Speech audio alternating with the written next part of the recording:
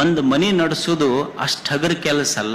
ಅವ್ರಿಗೆ ಹಿಂದಕ್ಕೆ ಪರಿಚಯ ಮಾಡಿಸ್ಬೇಕಂದ್ರೆ ಏನಂತಿದ್ರು ಅಂದ್ರ ಇವ್ರು ನಮ್ಮ ಕುಟುಂಬ ಅಂತ ಪರಿಚಯ ಮಾಡಿಸ್ತಿದ್ರು. ಅಂದ್ರ ಇನಿ ಮನಿ ನಿಂತಿದ್ದ ಅಕ್ಕಿ ಮ್ಯಾಲ ಅಂತ, ಮನಿ ನಿಂತಿದ್ದ ಅಕ್ಕಿ ಮ್ಯಾಲ.